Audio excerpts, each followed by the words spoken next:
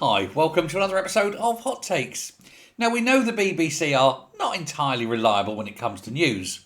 One only has to think about that Trump panorama programme that sort of hit the headlines this week over the complete and utter lies that they spun.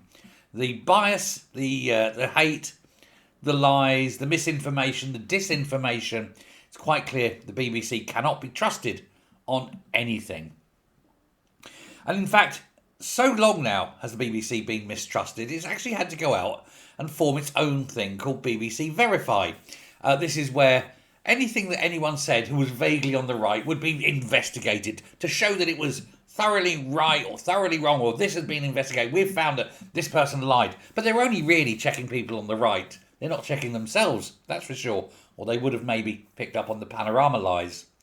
However, the fact-checking, and we're going to call them specialists at the BBC, were forced to delete an article on the BBC website that accused car insurance companies of being completely and utterly racist. This is according to a whistleblowing report that has been published. It was in the Telegraph, actually. The report revealed how the self-appointed arbiters of truth and justice, BBC Verify, which is a large unit, there's 60-odd people working in there, costs millions of years to run, millions of pounds a year to run. And it wrote this policy, or the website wrote this policy about what they're calling the ethnic penalty with insurance firms. And the story actually appeared on BBC Breakfast, and the 1 and 6 o'clock newses, and the website. Radio 1 News, Radio 5 News, Radio 4. It went out on their official TikTok channel, their official YouTube channel, not YouTube channel, Facebook channel, and so forth. And the article remained online for 6 months before it was finally deleted. Now, there's a guy called Michael Prescott. He is an independent advisor to the BBC as part of the Verify process. It's the Standards Board, what they call Editorial Guidance and Standards Board. But he's not employed by the BBC. He sits on the board as an outsider, so he's got no dog in the fight, as it were. But he wrote that BBC audiences were being encouraged to believe that Britain's major insurers were intentionally racist and charging higher prices to customers based on their ethnicity.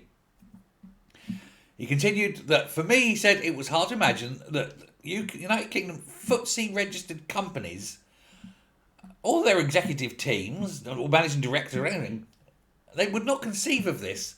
They would not sanction this. They would not allow this.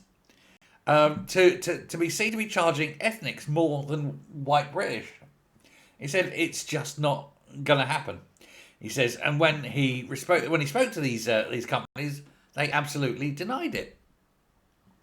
Prescott said he found the story so unlikely, he demanded an internal review, which exposed multiple serious editorial problems.